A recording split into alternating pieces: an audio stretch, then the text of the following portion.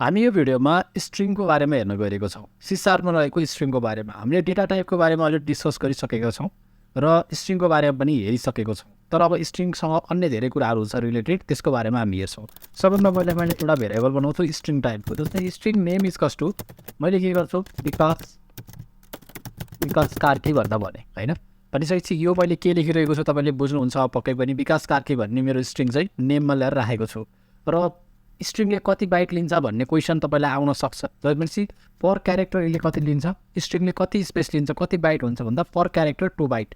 एउटा क्यारेक्टरले 2 बाइट लिन्छ भनिसकेपछि अब स्ट्रिङमा जति क्यारेक्टर छ मल्टिप्लाई बाई 2 गर्नु पऱ्यो होइन त। त्यो कुरा तपाईँलाई थाहा छ।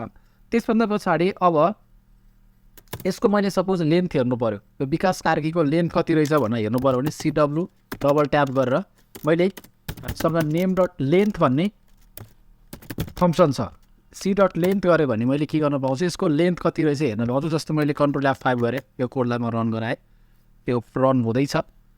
Console dot right line name dot length, यसले चाहिँ हाम्रो विकास कार्की भनेको चाहिँ यसको लेन्थ कति छ भन्ने कुरा चाहिँ यसले डिफाइन गर्ने भयो। हाम्रो आउटपुट आइसकेको छ 12 भनेर आएको छ।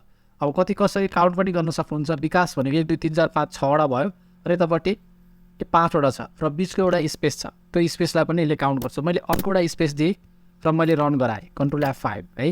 यस्तो कुराहरू तपाईँले ट्राई गर्नु पऱ्यो। 30 आयो नि भनिसकेपछि यसले के गरिरहेको छ, भित्रको प्रत्येक तपाईँको चाहिँ के भन्छ क्यारेक्टरलाई, त्यसै गरी स्पेसलाई पनि यसले काउन्ट गर्छ है। स्पेस पनि काउन्ट हुन्छ, तपाईँले क्यारेक्टर मात्रै काउन्ट नगर्नु। यसले लेन्थ निकाल्नु पऱ्यो सबै कुनै स्ट्रिङको भने तपाईँले यसरी निकाल्न सक्नुहुन्छ।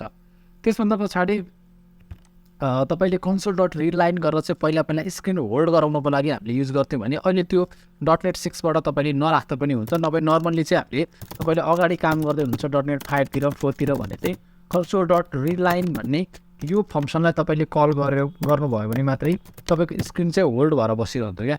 स्क्रिनलाई होल्ड गराउनको लागि चाहिँ हामीले यो फङ्सन प्रयोग गर्थ्यौँ। तर अहिले यो नगर्दा पनि यो स्क्रिन होल्ड भएर बसि नै रहन्छ, त्यसमा पनि केही प्रब्लम भएन। त्यसभन्दा पछाडि कन्सोल डट राइट लाइनभित्र अरू केही फङ्सनहरू हुन्छ। जस्तै मैले के गर्नु पऱ्यो भने विकास कार्कीलाई चाहिँ पुरै अप्पर केसमा लिएर जानु पऱ्यो होइन। अप्पर केसमा लिएर जानु पऱ्यो भने CW डबल ट्याप होइन। अब म नेम भन्ने छ मसँग होइन। नेम डट म के गर्न सक्छु, ToUpper भन्ने फङ्सन छ एउटा है। धेरै फङ्सनहरू छ तर सपोज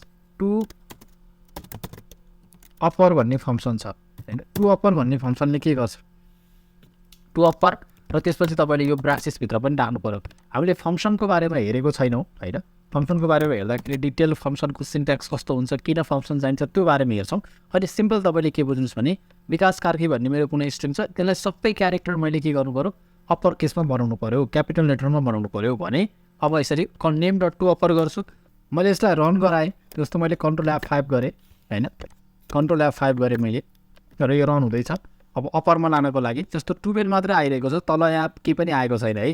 किन नआएको तपाईँले भन्न सक्नुहुन्छ, हाम्रो यो अप्पर केसमा किन कन्भर्ट भएन, यो कोड हेरेर भन्न सक्नुहुन्छ। यहाँ के भइरहेको छ भन्दाखेरिमा हामीले कन्सोल डट रिड लाइन लेखिरहेको छौँ। कन्सोल डट रिड लाइन भनेको हामीले योभन्दा अगाडि युजर इनपुट लिने भन्ने हेरेको थियो नि, हो यसले चाहिँ कन्सोल डट रिड लाइन भनेको चाहिँ यसले चाहिँ युजर इनपुट लिन्छ भनेको कुनै न कुनै कुरा हामीले स्क्रिनमा हामीले कन्सोलमा टच गर्नुपर्छ। जस्तो मैले कुनै किप्याड प्रेस गरेँ र इन्टर गरेँ भने अब विकास कार्की आयो है। यो कन्सोल डट रिड लाइनको कारणले गर्दाखेरि आएको हो। यो कुरा तपाईँले यस्तो कुराहरू चाहिँ तपाईँले डिबगिङ गर्ने, टेस्टिङ गर्ने काम म्याक्सिमम गर्नुपर्छ। जस्तै यहाँ देख्नुभयो विकास कार्की भन्न अप्पर केसमा कन्भर्ट भइसकेको छ। यदि मैले कन्ट्रोल D प्रेस गरेँ भने यो माथिको कोड कपी हुन्छ है। यो कुरा पनि तपाईँले सर्टकट पनि बुझ्नु होला। अर्को भनेको हामीसँग ToLower छ। ToLowerमा कन्भर्ट गरेँ मैले कन्ट्रोल F5 मैले अप्पर राखेँ भने सबै के भयो, लोवर केसमा कन्भर्ट भएर गइसकेको छ। यसरी अप्पर केसमा लोवर केसमा कन्भर्ट भयो।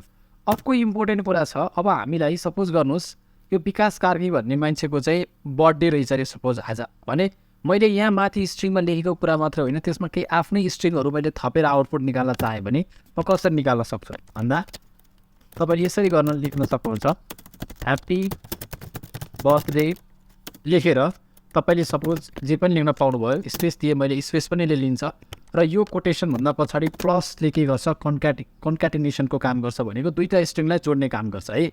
यो इम्पोर्टेन्ट पार्ट छ यहाँनिर। मैले यहाँनिर प्लस लेखेँ र नेम लेखिदिन्छु भयो। अब यसले कसरी काम गर्छ भन्ने कुरा तपाईँले बुझ्नुभयो भने ह्याप्पी बर्थडे अगाडि आउनु पऱ्यो र नेम पछाडि आउनु पऱ्यो है त। मैले कन्ट्रोल F5 मैले फेरि गरेँ, हाम्रो कोड रन हुँदैछ। ह्याप्पी बर्थडे विकास कार्की भनेर कन्क्याटिनेसन यसरी भयो।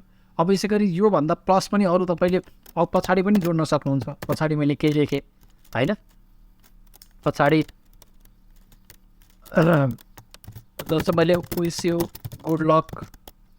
गुड लक भन्ने यसरी लेखेँ भने तपाईँको के हुन्छ भन्दा यसरी मैले पछाडि पनि लेखिरहेको छु भने अब मैले यसलाई फेरि कन्ट्रोल F5 गर्छु, म मेरो कोडलाई रन गराउँछु होइन। अरे विश यु गुड लक भन्न पनि पछाडि पनि आयो। जति पनि मैले कन्क्याटिनेट गर्न सक्छु, मैले अहिलेकोलाई पछाडिको पार्ट हटाउन सक्छु। ओके, यसरी मैले लेख्न सकेँ। कन्क्याटिनेसन गर्ने अर्को तरिका पनि हुन्छ है।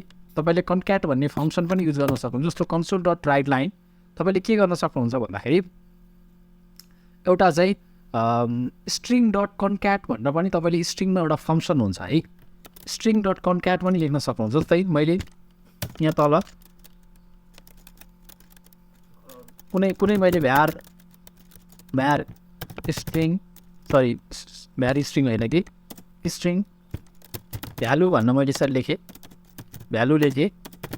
Okay, we have noticed. Okay, string value is कस्तो मैले के गरेँ भन्दा स्ट्रिङ डट कन्क्याट भन्ने एउटा हामीसँग मेथड हुन्छ है।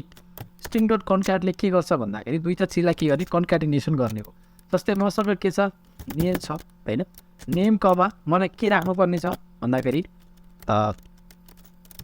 हेलो भनेर मैले यसरी दुईवटा कन्क्याट गर्नुपर्ने छ। स्ट्रिङ डट कन्क्याटले के काम गर्दो रहेछ अब हेर्न सक्नुहुन्छ। सपोज स्ट्रिङ भ्यालु इज कस्तो यसरी मैले लेखेँ। सपोज यो मैले स्ट्रिङ डट कन्क्याट भन्ने मैले भेरिएबलमा लिएर राखेको छु र मैले तपाईँलाई अब console.writeLine भन्ने कन्ट्रोल X गरेर म योभन्दा तल राख्दिन्छु। यसलाई कन्फ्युजन नहुनु होला मैले के गर्दैछु भन्ने कुरा। हामीले स्ट्रिङ कन्क्याटिनेसन गरिसकेको छौँ माथि। यही कुरालाई हामीले सिम्पल स्ट्रिङ डट कन्क्याट पनि गर्न सक्छौँ भनेर देखाउन खोजेको। मैले अलिकति जुम बढी गरेँ जस्तो लागिरहेछ। ओके, ठिकै भयो होला। अहिले console.writeLine भ्यालु भन्ने चाहिँ देखेँ। त्यसपछि मैले यसलाई सपोज रन गराउँछु। अब मेरो आउटपुट के आउँछ, विकास कार्की हेलो भनेर आयो नि होइन। नेम भनेको विकास कार्की थियो र हेलो भनेर आयो, मैले यहाँनिर स्पेस दिएँ। सपोज फेरि म रन गराउँछु होइन। अब तपाईँले देख्नुभयो विकास कार्की हेलो भनेर आयो। भन्नुको मतलब हामीले के गर्न सक्छौँ, यसरी एउटा कन्क्याटिनेसन गर्न सक्छौँ स्ट्रिङलाई। र अर्को भनेको चाहिँ हामीले कन्क्याट भन्ने फङ्सन प्रयोग गर्न सक्छौँ, जसको थ्रुबाट हामीले यसरी नेम कमा हेलो गरेर पनि हामीले कन्भर्ट गर्न सक्छौँ। र बाँकी अरू कुराहरू हामी अरू फर्दर भिडियोजहरूमा हेर्दै जानेछौँ। Thank you.